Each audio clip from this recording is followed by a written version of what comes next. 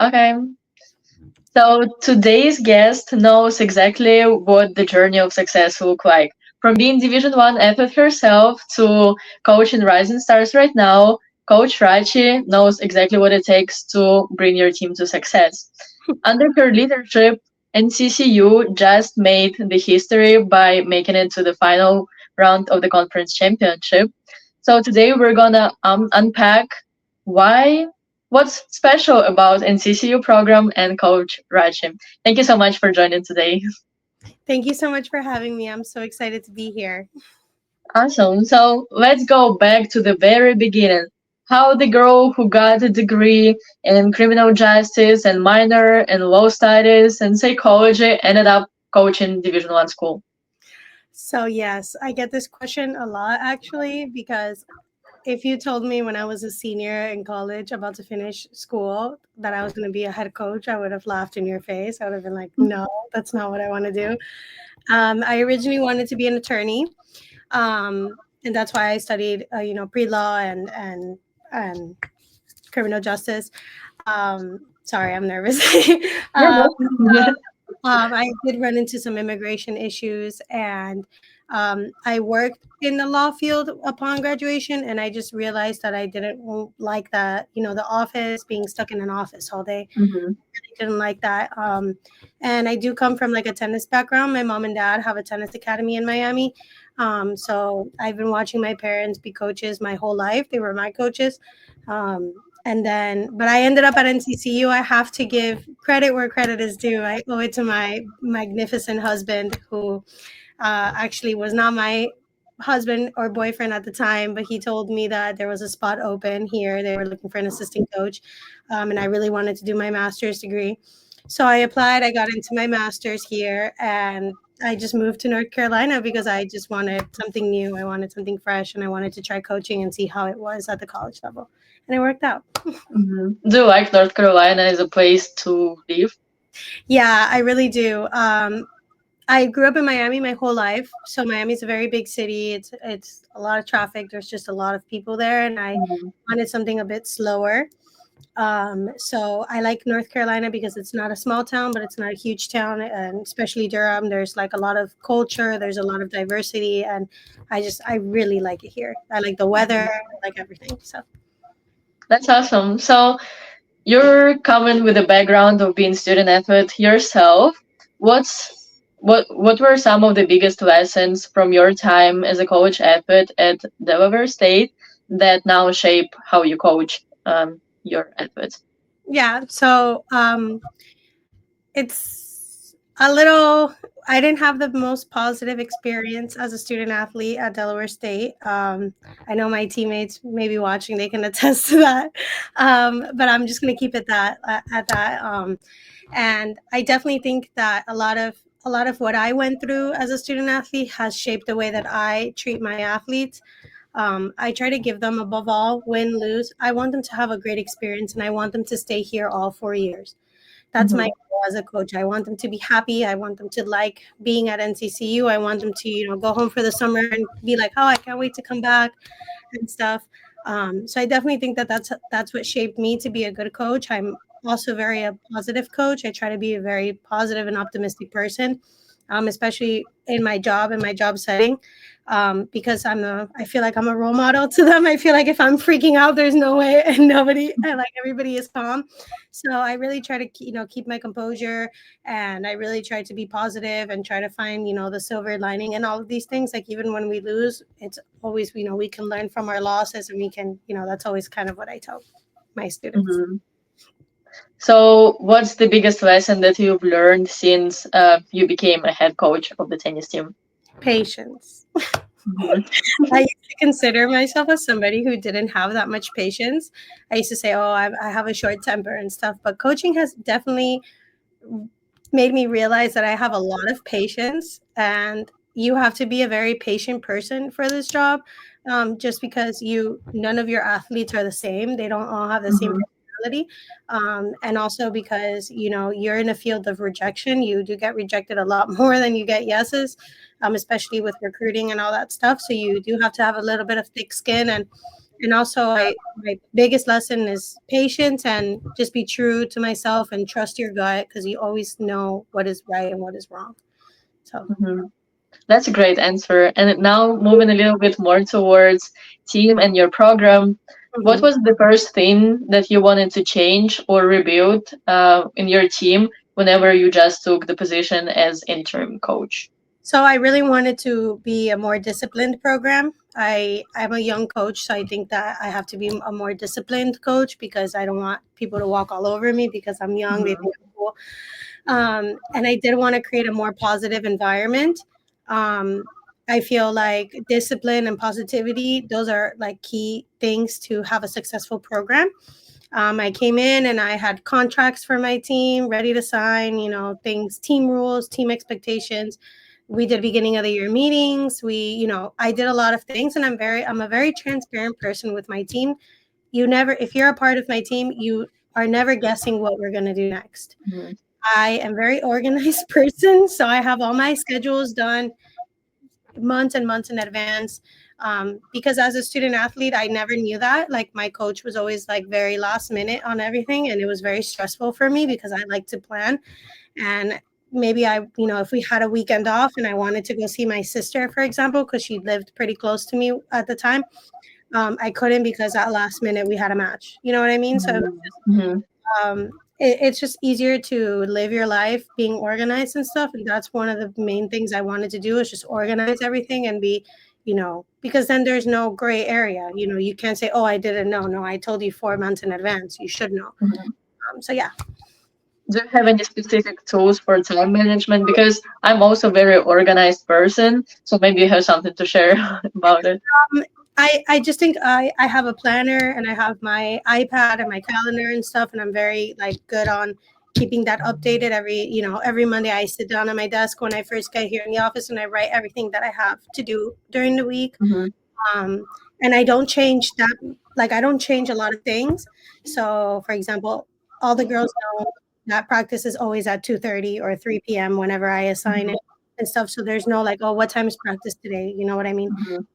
And I just think that the best tip is just to plan in advance. And if you can get something done, like for example, if you have an assignment due Friday, but you have time on Monday, just try to get it done on Monday. That way you don't have to Mhm. work for the rest of the week. It's kind of similar to that in my job. I did organize everything to the way that I like to do things. So that was also a plus that I could organize Mhm. in the way that I wanted to, the way that it made sense to me. But yeah, I think definitely just planning in advance is a good idea, and getting an agenda saved my life. My husband bought me an agenda, and I haven't been the same. Perfect. So this year, you led the North Carolina Central University to its first final in history. Woohoo! Congrats on that. What was going through your mind during that run? Oh my god, it was crazy. It was actually like one of the most fulfilling moments of my life. I get like really emotional because it was just we worked so hard all year, and I think the reason we were able to, achieve this goal was because it was our goal. Like our goal was Mhm. to make the finals. After that, whatever happens, happens. But we had to make the finals. Like that was like our biggest goal. We Mhm. had, we've always been saying, this everything adds up to this. We play Duke, but it's gonna help us when we go play conference tournament. And I don't know, in my mind in that moment, I started crying like crazy, like something happened. And I couldn't believe it. I couldn't believe that like, we got this far and like all the work that we did paid off. And seeing my girls like so happy and crying and my captain coming to hug me and she was crying and it was very fulfilling. It made everything, all the hardships that I went through, all the, everything else, everything made sense and it made everything click. So Mhm. it was very fulfilling. It was like, I really hope that we have so many more moments like that in the future. Mhm. That's awesome. I can relate to you a lot because this year my team won a conference championship, and it was first time in 3 years since I'm in the school when we passed the first round of the conference tournament. Oh my So goodness. it was definitely I was crying. So like I feel like there is no other way how you can explain what you feel in moments like this. So, now you shared it and I can relate a lot to Yeah. what you I just said.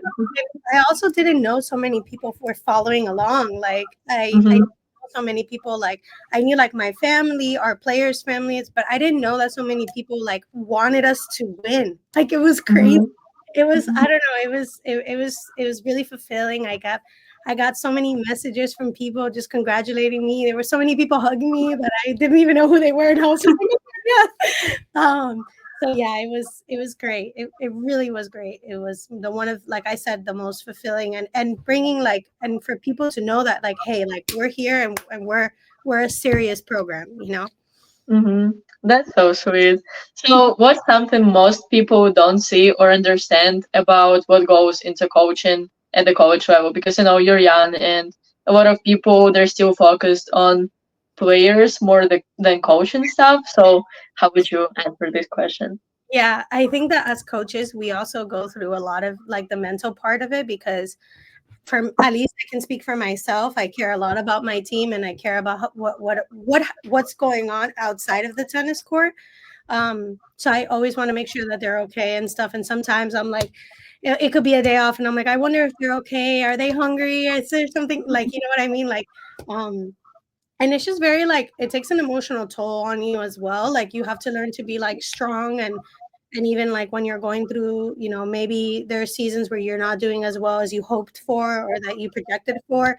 You just have to, I had to remind myself just to stay strong, and like, what's the goal, and Hmm. like that light at the end of the tunnel. I'm like, we're gonna get there eventually. We just stay strong. And also, like, one of the biggest hurdles I had to go through was I wanted to do everything my first year as a head coach, Hmm. because then I was like, in my head, I was like, okay, if I do all of this, then there's obviously they're gonna keep me as a coach because I did Yeah. such a. And it's not really about that. It's about like what environment and culture that you create on your team and stuff. Because then when you have a good positive culture and a good team, everything else will follow. Yeah. I agree with you. Being in your team like it's a family because you have international students and you being international in your back in your days as well. It's very important to have this family and it helps a lot to work towards the same goals Yeah, together.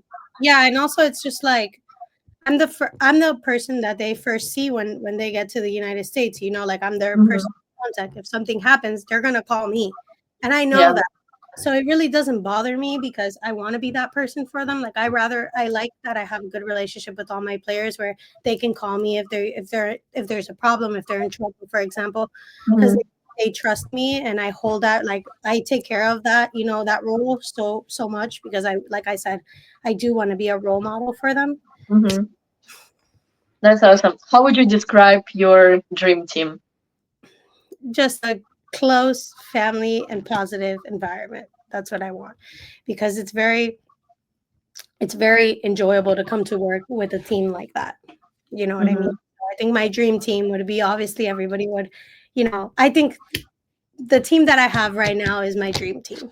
Oh, that's so cute. And I Yeah. promise, What?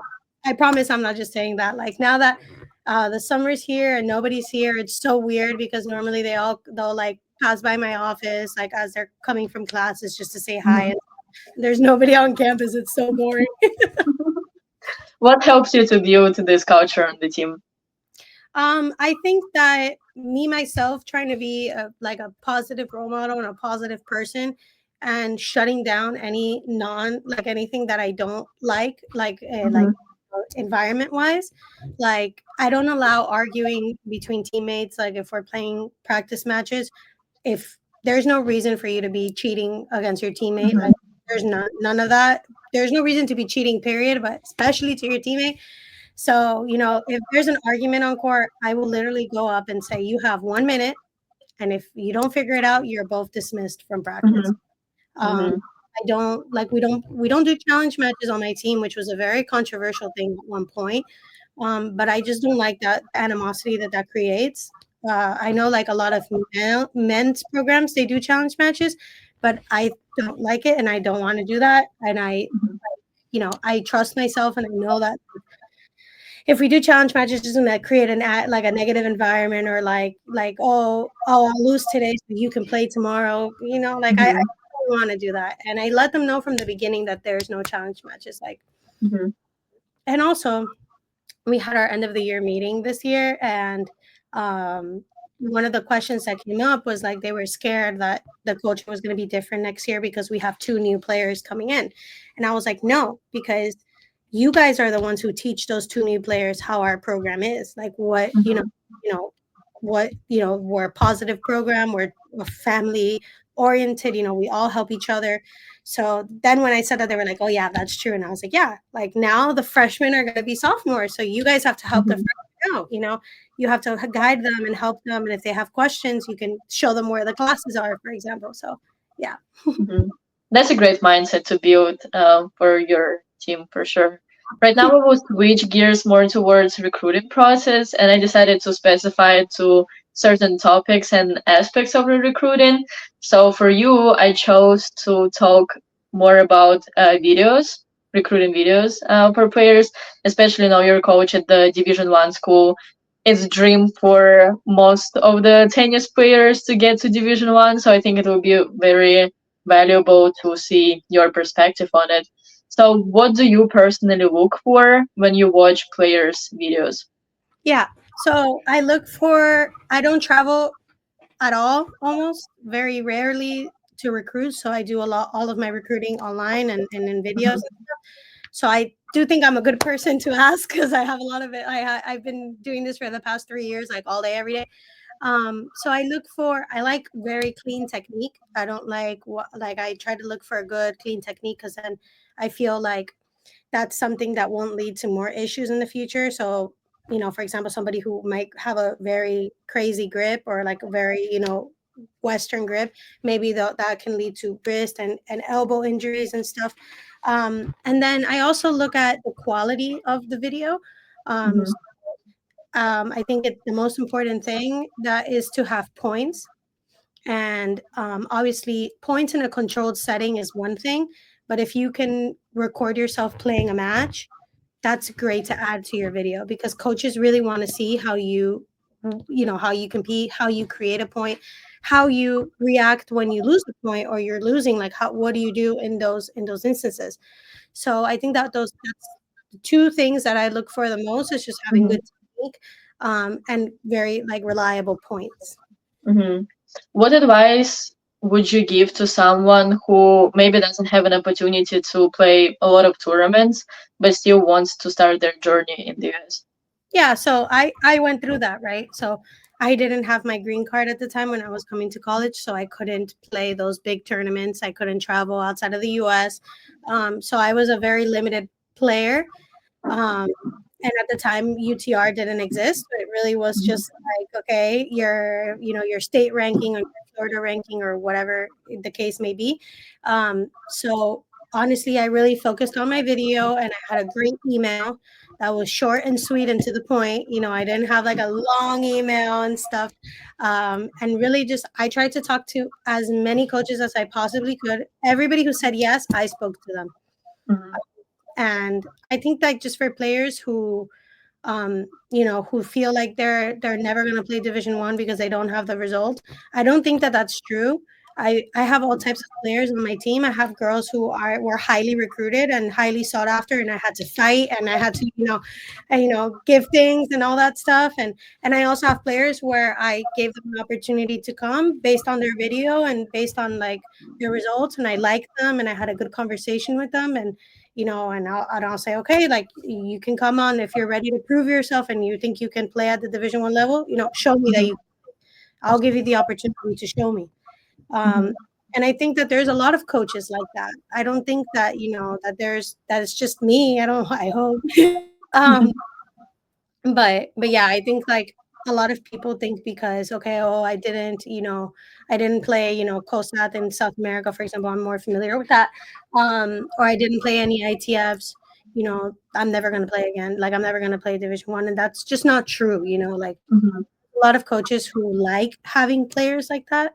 So you just have to email us every single. I emailed 350 schools as a senior in high school, Every day I would sit down and send like 50 emails, like, and I got so many no's, and I would even send to like Clemson and big programs where I knew they were going to say no, but I sent them anyway because I was like, what if they say yes? So it's definitely just literally send a million emails to all the schools, make your favorites, send your favorites, make your backups, send your backups, send to everybody, and talk to every single coach who reaches out to you. Division 1, 2, 3, NAIA, because you never know. Like you really never know. Mhm. That's so true. What are some of the red flags that you notice in videos whenever players reach out to you? No points in the video is a red flag for me, or when the points have no mistakes. You know what I mean? Or the rallies have no mistakes. That's just really unrealistic. Everybody makes mistakes. Like I just don't think that that's like, why would you hide that?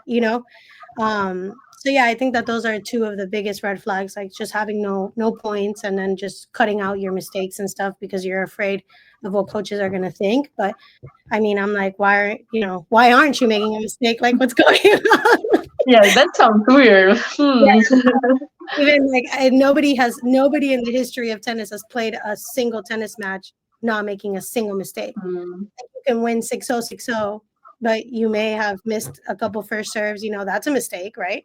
So mhm. yeah. Yeah, I feel like it's a huge misconception Conception.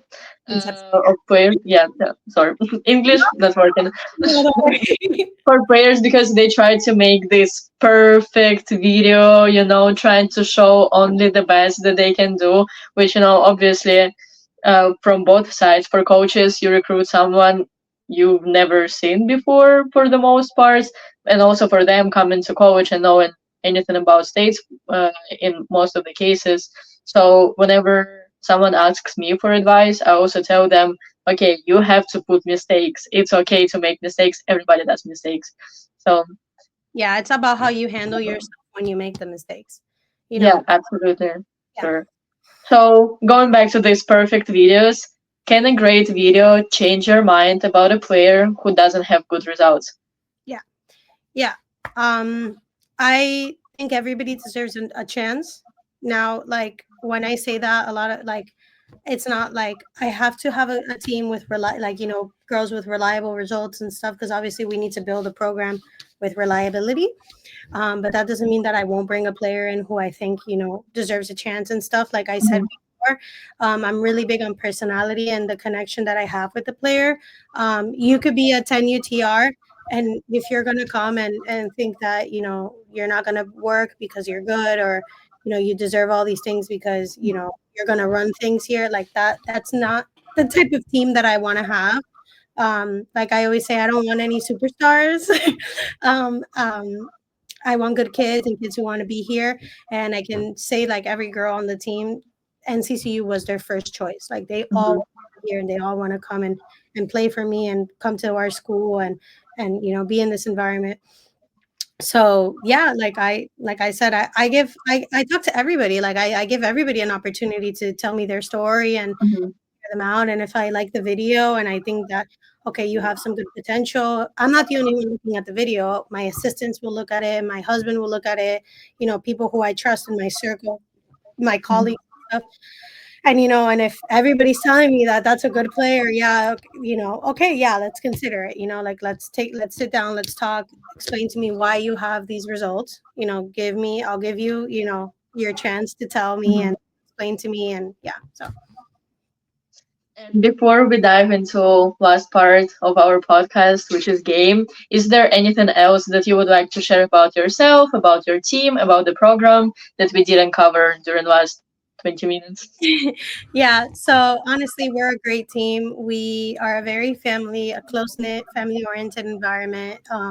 We all care about each other a lot and we take care of each other, and everybody kind of fights. We play for each other. And I think that's what helped us be so successful this year, that we were so close and everybody put their selfish needs aside, like everything that they wanted for themselves, they put it aside because they wanted something bigger, a greater goal for our team. And I also would say, like now in the climate that we have, cost of attendance and money and everything that's coming into play, sometimes money doesn't equal happiness. Mhm, Sometimes you could go somewhere where they'll give you $20,000, but you won't even play a single match. And if you think back, you've been training your whole life to play Division 1, and it's not fair for you to go to somewhere where you're never going to play. So I think that going to a smaller school where you're wanted and where they want you allows you to shine and allows you to be happy, and somewhere where, okay, yeah, I really want you to come, come over here. We're great coaches, we're a great program. It allows you to shine and to become a better player. So yeah. Mhm. That's a great point.